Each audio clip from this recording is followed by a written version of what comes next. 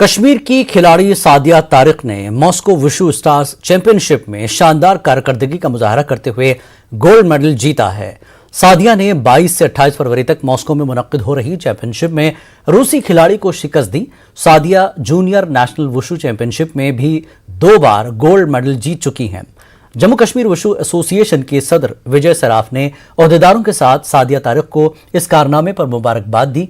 National chief coach Kuldeep हांडू ने भी सादिया को चैंपियनशिप में गोल्ड मेडल के लिए मुबारकबाद दी। सादिया तारिक को तहे दिल से बधाई दे रहा हूं कि उसने आज पूरे देश का और जम्मू कश्मीर का नाम रोशन किया। हाल ही में हो रही है मॉस्को वुशु स्टार चैंपियनशिप जो 22 से लेकर 28 फरवरी तक हो रही है, उसमें आज गोल्ड मेडल आ गया। जूनियर कैटेगरी 48 केजी में उसने रशियन काउंटर पार्ट जो था उसको हरा दिया, 2 राउंड्स इजीली हरा दिया उसने, और उसने प्रूव कर दिया कि शी इज़ द बेस्ट। वो लगातार 2 साल से जूनियर नेशनल में गोल्ड मेडल दे रही थी और उसका आज वुशु एसोसिएशन ऑफ इंडिया ने जो उसकी सिलेक्शन की थी on the basis of pass performance, उसका जो कंपटीशन मिला फर्स्ट टाइम था ये फॉरेन एक्सपोजर, तो उसमें उसने प्रूव कर दिया कि शी इज़ द बेस्ट और strong contender for the youth Asian games जो दिसंबर 22 में हो रही है। मैं एक्सपेक्ट करता हूँ कि वो वहाँ पर जाएगी और खेलेगी और वहाँ पर अपना देश के लिए मेडल जीतेगी। 2022 के सरमाई बीजिंग ओलंपिक्स में मुल्क की नुमाइंदगी कर चुके टंगमर्ग के अल्पाइन स्कीयर आरिफ मोहम्मद खान वतन वापस लौटे हैं। वतन वापसी पर फौज ने आरिफ खान को तहनीत पेश की। इस सिलसिले में हैदरबेग पटन में कायम फौज के 10 सेक्टर हेडक्वार्टर में तकरीब मुनक्किद हुई, जिसमें आरिफ का इस्तकबाल करके उनको तहनीत पेश की गई। इस मौके पर 10 सेक्टर के कमांडर ब्रिगेडियर आलूक दास ने आरिफ खान को तहनीत पेश की। इस मौके पर फौज के दीगर आला अफसरान भी मौजूद थे। वाज़ेह है कि आरिफ खान ने 2022 के सरमाई ओलंपिक्स में मर्दों के स्लालम इवेंट का इख्तिताम DNF यानी डिड नॉट फिनिश के साथ किया। आरिफ खान जन स्लालम इवेंट में 45वें नंबर पर रहे। स्लालम में 61 ममालिक के 88 खिलाड़ियों के मैदान में मुकाबला करते हुए आरिफ खान रन 1 की इब्तदाई फहरिस्त में 79वें स्कीयर थे। आरिफ खान ने अपने रन का अच्छा आगाज किया।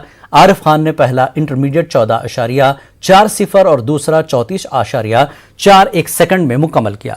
आरिफ खान के साथ खास बातचीत की हमारे नुमाइंदे मुनीर हुसैन हुर्रा ने। बीजिंग में सरमाई ओलंपिक्स 2022 के मुकाबले में मुल्क की नुमाइंदगी करने वाले आरिफ मोहम्मद खान वतन वापस लौटे हैं। फौज की 10 सेक्टर हेडक्वार्टर में आरिफ खान को फेलिसिटेट किया गया है, तहनीत पेश किया गया, और इस सिलसिले में यहाँ पे आरिफ खान हमारे साथ मौजूद है। आरिफ खान से सीधे तौर पे हम बात करेंगे। आरिफ खान, न्यूज़ 18 में आपका खैर मकदम है और सबसे पहले मुबारकबाद है, आपने ओलंपिक्स में हिस्सा लिया है। तो सबसे पहला ये सवाल है, आप गुलमर्ग से बीजिंग पहुँचे तो क्या एक्सपीरियंस रही, और 61 ममालिक के खिलाड़ियों के साथ आपने मुकाबला किया है, तो क्या एक्सपीरियंस रही? नहीं, एक्सपीरियंस एक अच्छा एक्सपीरियंस है डेफिनेटली, क्योंकि जिस मुकाम पे आप खेलते हैं उसके लिए तैयारी कैसे करनी है और उसके लिए अपने आप को किस तरह की लेवल की ट्रेनिंग लेनी है, तो this was one of the experiences. The other experience was कि जो प्रिपरेशंस वहाँ की गई थी इवेंट्स को लेके, जैसे स्लोप्स है और भी फैसिलिटीज़ है, उस ट्रैक पे कैसे स्की करना है, कैसे उस पे फिनिश करना है एक रेस को, वो बड़ा एक अच्छी एक्सपीरियंस है। अच्छा, फर्दर आपका प्लान क्या रहेगा, क्योंकि अब 2026 में भी ओलंपिक्स होने वाला है, तो उस सिलसिले में क्या कुछ तैयारी रहेंगी ताकि आप गोल्ड मेडल हासिल करेंगे और जो खिलाड़ी वहाँ पे थे उनके साथ कम्पीट करेंगे? फर्दर क्लियर है कि मैं 2026 ओलंपिक्स के लिए अब तैयारी करूँगा, कि उसके बीच में हमारे एशियन विंटर गेम्स भी आते हैं, वर्ल्ड चैम्पियनशिप्स भी आते हैं और भी बाकी सब इंटरनेशनल लेवल के कॉम्पिटिशन्स आते हैं, उसके लिए मैं तैयारी करूंगा। डेफिनेटली मैं देखूंगा कि मैं यूरोप में ज़्यादा से ज़्यादा रहूं इस टाइम पे, ताकि मेरी परफॉर्मेंस जो आगे ओलंपिक्स में आ जाए वो कहीं बेहतर ज़्यादा आए और हम मेडल कंटेंडर्स में शुमार हो जाएँ। अच्छा, ये मुझे बताइए, गुलमर्ग के स्लोप्स है और वहाँ पर आपने स्लोप्स देखे हैं, कितनी डिफरेंस आपको लगी है और किस तरह को यहाँ पर इंफ्रास्ट्रक्चर बढ़ाने की ज़रूरत है ताकि यहाँ के नौजवान जो है वो स्कीइंग में आगे बढ़े? नहीं, ओलंपिक्स का इंफ्रास्ट्रक्चर जो तैयार किया गया था वो तो पहाड़ों को काट काट के किया गया था। अगर हम उसको कंपेयर करें यहाँ से, यहाँ तो बिल्कुल इजी है तैयार करना, कि यहाँ आपको मिनिमम टाइम में आप तैयार कर सकते हैं। गुलमर्ग में इतना पोटेंशियल है कि आप इसको तैयार करके आपको वर्ल्ड में पहचान बना दे ईजीली। तो जो ज़रूरत करने की है कि जो जिससे हमारा यूथ, जिससे हमारे स्पोर्ट्स में एथलीट्स ट्रेनिंग्स के लिए या और भी फैसिलिटीज़ के लिए उनको यहाँ प्रोवाइड करना हो, तो मुझे लगता है 6 महीने से 1 साल में तक हम एक इंटरनेशनल स्टैंडर्ड फैसिलिटी बना सकते हैं। तो अगर हम फ़ौज की बात करेंगे, फ़ौज भी काफ़ी हद तक यहाँ पे नौजवानों को खेल कूद की जानिब राग़िब कर रही है। आपको भी यहाँ पे आज तहनीत पेश की गई है, तो उस हवाले से आप क्या कुछ मैसेज देना चाहेंगे आप? इंडियन आर्मी का कंट्रीब्यूशन हमेशा से रहा है, खासकर स्पोर्ट्स सेक्टर में। अगर आप किसी भी स्पोर्ट्स सेक्टर में देखोगे कि आर्मी हमेशा से इन्वॉल्व है, चाहे कोई भी फील्ड है। हमारे साथ इनका इन्वॉल्वमेंट गुलमर्ग में है, खासकर कि गुलमर्ग में इनकी बेस्ट फैसिलिटीज़ है जिसको हम इस्तेमाल करके आए हैं या वहाँ पे ट्रेनिंग करते हैं हम। तो डेफिनेटली कि army has always been a part of our federation as well as the sports sector. और आरिफ खान का कहना है कि 2026 में जो ओलंपिक होने वाले हैं उसके लिए वो तैयारी करेंगे और काफ़ी मेहनत करेंगे ताकि उस दौरान वो मुल्क के लिए मेडल हासिल करे। Munir Hussain, news 18 Urdu, Hyderabad, Patan. Line of control और बैनुल-अक़वामी सरहद के उस पार दहशतगर्दों और पाकिस्तानी फौज के नतीजे में एलओसी पलनवाला के साथ नए चैलेंजों का मुकाबला करने के लिए फौज को हाईटेक गैर मुल्की हथियारों से लैस किया जा रहा है। फौज ने भी सरहद पार से आने वाले नए चैलेंज से निपटने के लिए अलर्ट जारी कर दिया है। रशिया और यूक्रेन के जो आपसी लड़ाई है उसके बाद अब भारतीय सेना भी तत्पर तैयार हो गई है कि पता नहीं कब ऐसी स्थिति बन जाए, ऐसी सिचुएशन बन जाए कि उनको भी तैयार रहना पड़े। तो ठीक उसी तरह से हम इस समय अखनूर के एलओसी पर हैं, जहां पर नई टेक्निक के हथियार यहाँ पर आए हैं। मेरे कैमरामैन तस्वीरों में आपको बता रहे हैं कि नई टेक्निक के हथियार आए हैं यहाँ पर, और शायद भारतीय सेना को इन हथियारों की जरूरत भी थी। और ये जो ट्रेनिंग यहाँ पर चल रही है, ये 3 किस्म के नए हथियार यहाँ पर आए हुए हैं और ये ट्रेनिंग दी जा रही है भारतीय सेना के जवानों को जो यहाँ पर खड़े हैं। और आपको साफ तस्वीरों में जो ये हथियार दिख रहे हैं, ये एक लाइट वेट हथियार हैं और इन हथियारों की यहाँ पर भारतीय सेना को खास जरूरत थी। इसी की कैपेसिटी ज्यादा है, इसके 1 मिनट में इसके जो राउंड फायर है वो उसकी कैपेसिटी ज्यादा है। और तस्वीरों में बताया कि ये जो ट्रेनिंग यहाँ पर चल रही है, तत्पर तैयार है भारतीय सेना। एलओसी के लास्ट बॉर्डर पे हम एलओसी पर हैं, लास्ट गांव के साथ, बिल्कुल सटे हुए गांव के साथ ये आखिरी गांव है और ये एलओसी है। तो यहाँ पर ये जो ट्रेनिंग इनकी चल रही है, आपको साफ तौर पे बता दें कि भारतीय सेना तत्पर तैयार है, आज भी तैयार है और इस बार तो नई टेक्निक के हथियारों के साथ। वीडियो जर्नलिस्ट सुनील के साथ Komal Singh, news 18 Akhnoor LOC. I support your business community को मुल्क हर हिस्से में पहुंचाने के लिए 2 लोग द ग्रेट इंडियन ट्रैवल पर निकले हैं। ये लोग अभी तक तकरीबन 700 से 800 लोगों से मिल चुके हैं। इनका कहना है कि इनका मकसद एक ऐसी कम्युनिटी को तैयार करना है जो मकामी ताजरों को इक़्तिसादी तौर पर मजबूत बनाने में मददगार साबित हो। उनका कहना है कि कश्मीर का दौरा उनके लिए काफ़ी शानदार रहा। हम लोग अलग अलग rotary clubs, road track club से हम मुलाकात करने की कोशिश कर रहे हैं। आगे का प्लान है कि कल हम आगरा के लिए निकलेंगे, उधर भी हमारे मीटिंग्स अलाइंड है। छोटे लोकल बिजनेसेस की कम्युनिटीज से मिलने की हम कोशिश कर रहे हैं। आपका मकसद क्या रहेगा इस दौरान?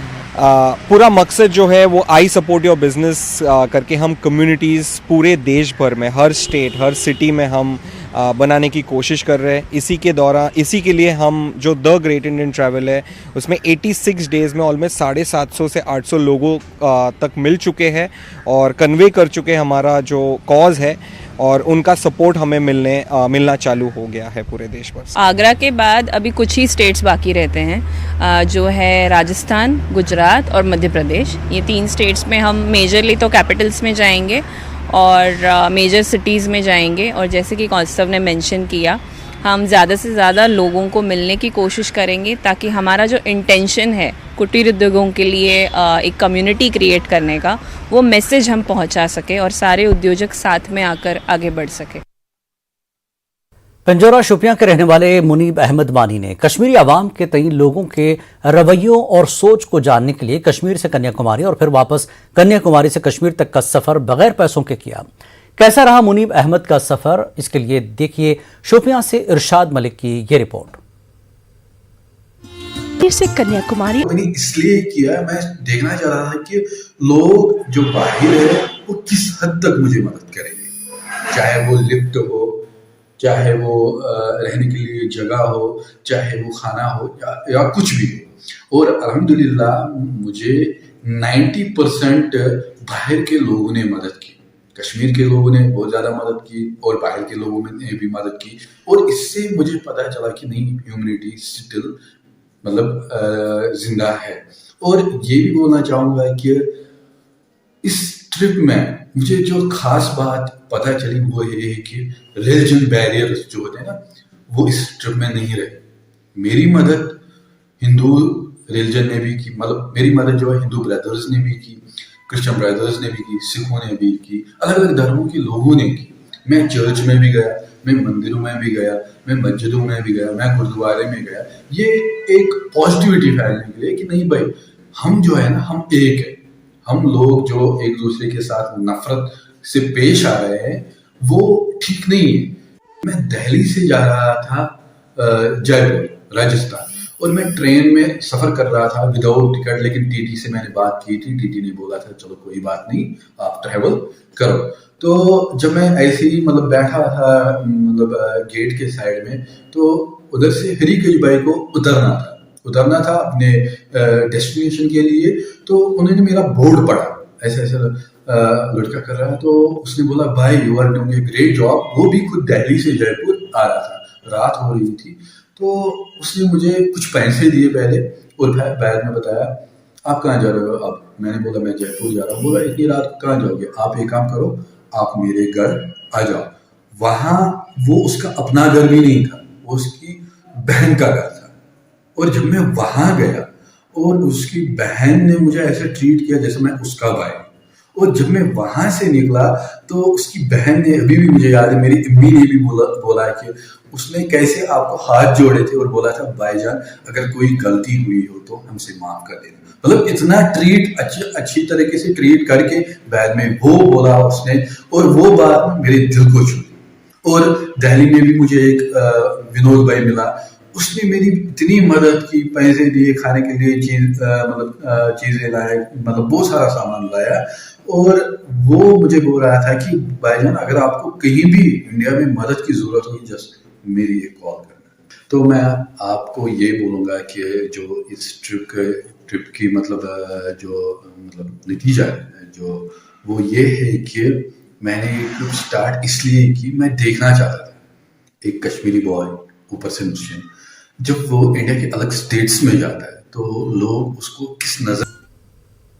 वक्त एक ब्रेक के बाद फिर हाजिर होंगे।